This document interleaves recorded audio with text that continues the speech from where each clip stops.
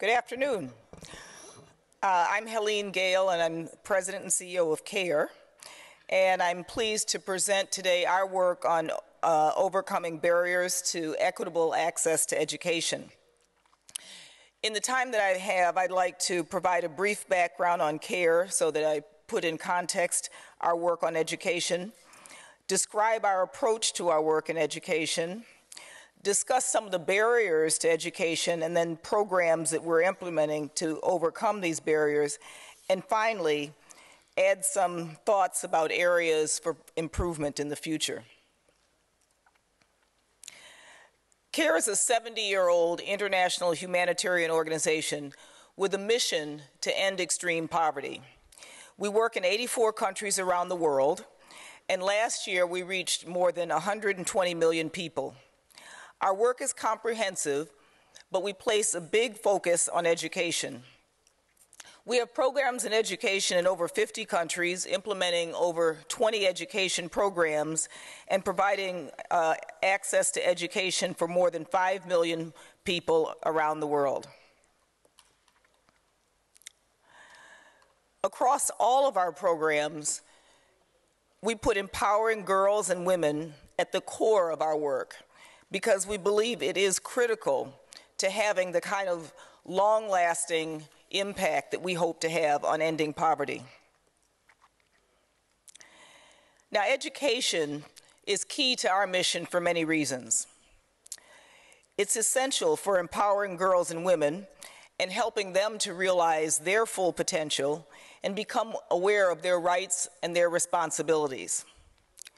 It also helps girls and women build the capacity of others by empowering them to take action and becoming influencers in their families and in their communities. And it also enhances other human capabilities, such as improving health outcomes, enhancing access to critical services, and last but not least, it helps individuals, communities, and countries improve their livelihood opportunities and economic status. Our approach to education is three-pronged: inside, outside, and after. We work inside the classroom, ensuring that girls and boys receive a quality education. We work with teachers, with communities, and ministries of education to create culturally relevant, gender-sensitive curriculums that include life skills as well as vocational skills. Outside of the classroom, we help parents and communities understand the importance of education. And then after school, through sports and civic leadership activities, we help empower students to organize and advocate for their rights. In addition, we think that it's important to include leadership skills in all of the work that we do. We recognize that leadership skills development should be prioritized to help negotiate relationships and redefine structures that inhibit future success. This includes development of girls' leadership skills, competencies, through equitable education and supportive leadership opportunities. This, coupled with advocacy and support to raise community awareness and influence, adds up to girls being able to exercise their rights, motivating girls to become advocates for change, fostering change at the individual, home, community, and national levels. Through our years of implementing an integrated, holistic approach to education, we've learned valuable lessons about the barriers to quality education for girls and boys and have developed programs to try to address some of these barriers. Now, this is not inclusive of all the barriers, but some of these that we particularly focus on are listed here. So, low social status. We know that families with meager finances are less likely to send their children to school, and if they do, they prioritize sons' education over daughters. High domestic workload. Girls' value is often seen as helpers for mothers in the home, and so they're not encouraged to go to school. Lack of quality education, limited by the likelihood that lack of quality education limiting the likelihood that relevant learning is actually going to take place in the classroom. Early marriage. Once a girl is married, she's unlikely to continue her education if she ever started in school to begin with. Non-engaged communities. They may not perceive the value in educating their children, especially girls, and don't hold teachers accountable for teaching quality education. And finally, school safety and sanitation. Parents are often reluctant to send girls to school if the environment isn't safe. And likewise, if sanitary conditions like toilet facilities for girls or hygiene products for adolescents aren't available, girls are less likely to stay in school. So now let me give you some examples of programs that we implement to try to overcome some of these barriers. In Egypt, girls' lower social status often prohibits their participation inside and outside of the school. Girls of low social status often don't have the same opportunities as boys and often are not allowed the same liberty as their male classmates and their brothers. Through a recent project, we saw girls being elected into student council for the first time by both their male and female peers because they were seen as role models due to their ability to articulate themselves and envision change for their schools, a skill that they had acquired by participating in a leadership development program. Communities were also increasingly engaged and supportive of girls' new confidence and roles inside and outside of their classrooms. In Cambodia, traditionally higher domestic workload burdens such as fetching wood or taking care of younger siblings prohibits many girls from attending school. CARE has worked to ensure that schools are providing relevant curriculum and ensuring that caretaking of younger siblings isn't a barrier to school by providing early childhood education programs for younger siblings. Community attitudes and behaviors have allowed for the gradual shift in workload assignments and responsibilities previously assigned to girls. Through community engagements, parents, husbands, and brothers are now engaged in some of the same household chores that girls used to do so that girls can now attend school. In India, teachers are receiving training on improving their gender and cultural sensitivity while teaching. Teachers often teach the way they were taught, which doesn't always equate with equality or culturally relevant education. Beliefs about individuals' capabilities based on their social class or gender can prevent teachers from seeing the potential in their students. Many teachers also did not pay attention to the gendered needs of their students. Boys and girls often learn differently. Through CARE's work, teachers are creating lessons that are relevant for the local context and including teaching methods that differentiate between their students' different learning styles. As a supportive network, teachers are also holding each other accountable for providing quality education to their students. In Bangladesh, child marriage is a very common practice. Thousands of girls who are not ready physically or mentally are married off each year. Early marriage for these girls leads most often to dropping out of school, loss of independence, and they risk many health-related problems. Through empowerment activities led by CARE, girls have gained the confidence and the voice to speak up for themselves in their families and in the communities on issues that affected their educational and personal development. Through leadership development programs, they learned how to work together with their male peers to highlight issues such as early marriage and sexual harassment. These girls gained the support of local leaders and gained their support in declaring their villages child marriage free. And boys mobilize community members in advocating against sexual harassment, going door to door to gain the commitment of others to stop violence against girls. Shumi, pictured here, was almost a child bride, but instead is now a confident student. In Malawi, many parent-teacher associations and school management committees did not exist or weren't active.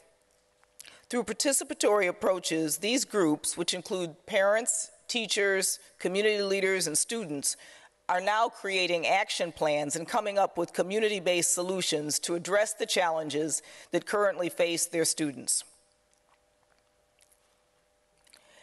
And finally, this program in Yemen targets girls who were once banned from activities outside the home, not permitted to attend school, and not consulted in decisions that affected their opportunities in life. For many girls, because they're not supported in the decision to attend schools, it was not safe for them. Engaging communities and parents has helped assure girls safe access to school. Through extracurricular activities like radio forums, they've built their leadership skills and are excelling in school. These students are now being asked for their advice by their peers and are seen as role models in their communities. The girls' parents and communities are now supportive of girls, making it safe and successful for them to attend school. Key to learning from our experience is doing research and measurement to understand and then be able to share these learnings. Measurement needs have to go beyond basic surface levels, like measuring the numbers of students enrolled and whether there's the same number of girls and boys or gender parity. Neither guarantee that learning is actually taking place or that there's actually equality in learning. So we look at the multiple dimensions of educational quality: equality of learning, educational attainment, and whether this education actually leads to empowerment. We have to develop and test sets of measurement tools, and we think that these types of tools are helping us to better understand factors like changes in youth leadership, gender equity, and student and community perceptions about schools. We also know that change takes time, and so we've created a framework to measure longitudinal and holistic domains in education beyond just those surface indicators that I mentioned before. So our experience has taught us many, many lessons. There are multiple and complex barriers that prevent children and youth, especially girls, from education. These are different from each community and need special attention if we're going to create approaches to overcome them. Empowered communities can create the enabling environment for students' equitable access to quality education. Without community ownership and involvement, children are much less likely to receive a quality education.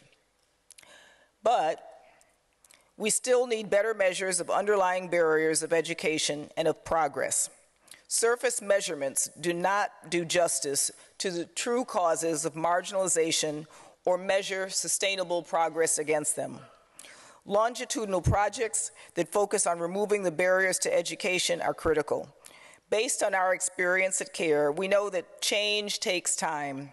Long-term commitments are needed to bring about lasting change.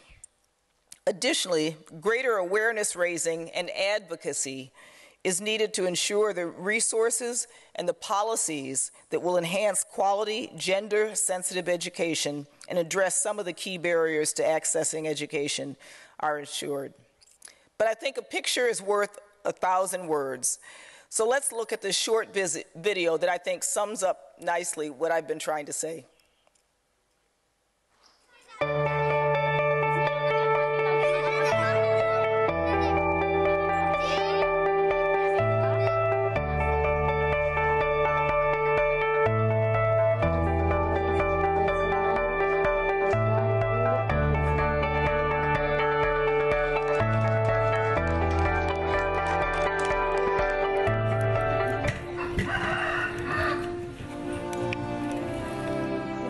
Traditionally, girls are socialized to be good wives.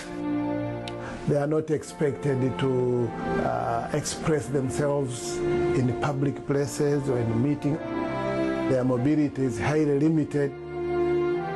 But thanks to education, things are changing, especially education programs that involve empowerment activities. Por parte de la cultura de esas comunidades era que las niñas deberían de educarse, pero para ser madres, para estar en el hogar, pero no para estudiar. La prioridad eran los varones para ir al...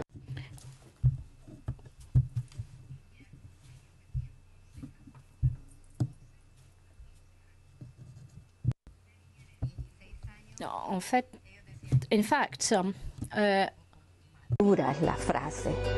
El trabajo consistió en cambiar esa parte. Resultados. Girls don't have somebody to look up to. So care is doing role modeling for the girls. We are building female teachers' houses so that a female teacher can come and live in the rural areas where there literally are no female teachers and they're only male. We want to keep women and girls at the forefront of our work, whether it is food security and livelihood work, whether it is violence against women work, whether it is economic development and bringing women into income earning opportunities. L'empowerment, ça nous a permis de créer une confiance.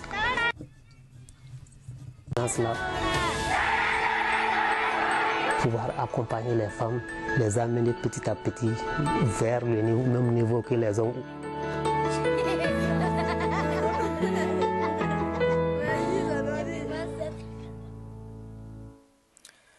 Through our work together as a global community, we can identify and address the complex barriers that inhibit access to education. It takes all of us to share knowledge, resources, and inspiration to change the situation. Education is a key enabler to lifting individuals, communities, and societies out of poverty. Malala's recent courageous acts in Pakistan are a timely and real reminder of the plight that far too many of today's children, especially girls, have to address each and every day. This quote is from a girl in one of CARE's projects. She's a representative of the real changes that we're seeing as a part of our education and empowerment work. All of us together can help girls like her realize the right to education as a result have a better and much more hopeful future. Thank you.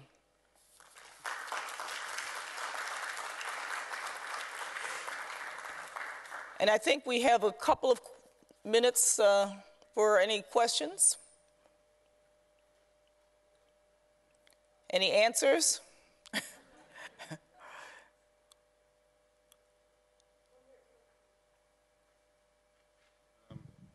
Thank you. You want to stand up? Oh, please. My name is Hassan Diab. I'm the Minister of Education and Higher Education in Lebanon. It's more of a statement than a question. This morning's initiative is a great initiative in as far as educating a child. Education of children, no doubt, means transforming their lives, which in turn transforms their cultures, their societies, their countries, and the world. There was a question that was, or a statement that was made this morning. I didn't have a chance to respond, which said that many countries do not accept non-locals into their public systems. In fact, when I accepted this position over a year ago, my initial decision was to accept every single student that applies to the public sector. Lebanon has around 1 million students in 3,000 schools, which includes about 300,000 in the public sector. At the time, most of the students were Lebanese. Now we have students from over 22 nationalities, including over 14,000 students over the past 2 months that have come from Syria.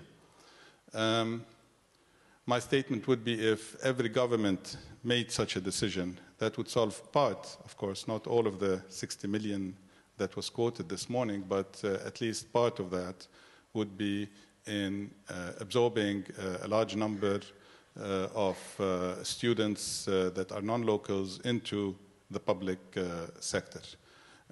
We have done this in Lebanon despite our problems in the public sector vis-a-vis quality of education, which we're trying to improve in many ways. But I would suggest that this would be a global decision that would allow students that, for different reasons, enter different countries that would automatically be accepted into the public sector. Thank you.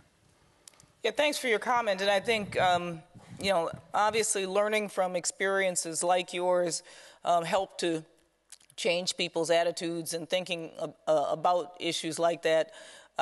Clearly, as we become a more global world and as we become more interconnected and frankly have some of the challenges that we see outside of our borders in different countries, I think taking creative approaches to that is critical, because uneducated children, no matter where they are, lead to instability, don't help grow economies and all the challenges that we know. And so educating a child wherever they are is probably the best way of assuring that kind of growth and equity. But as you know, everybody doesn't necessarily feel that way. So your type of example, I think, will be helpful and sharing your experiences, how to be able to maintain a strong educational system, continue to improve the quality, even while you continue to have increased numbers of children in that system.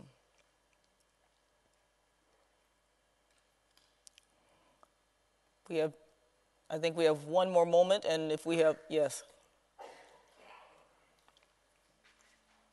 Hi, I'm Safina Hussain. I'm with Educate Girls in India.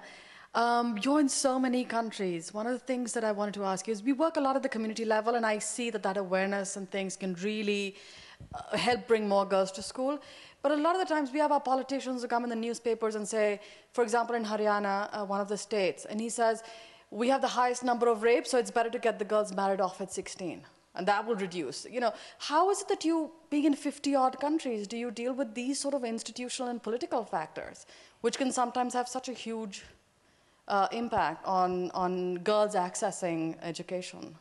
Yeah, and I think, you know, and I talked about it a little bit, that having the engagement of communities is so critical, because if communities don't understand why it's in their interest to have their girls educated, then people will continue to put barriers in place. And so, you know, in the countries that we work in, we're very much involved with communities, make sure that communities understand why it's important to have their girls and boys attend schools. And that's how we've been most successful in kind of eroding those kinds of attitudes around girls' education. But it really does, you know, and as I also mentioned, it's long term. It's not as if one can just start overnight. It really takes a while, and it takes making sure you're working with the right community leaders, the right gatekeepers, and really helping to engage communities so that they start to understand why it is in their best interest to get their girls educated. And I guess.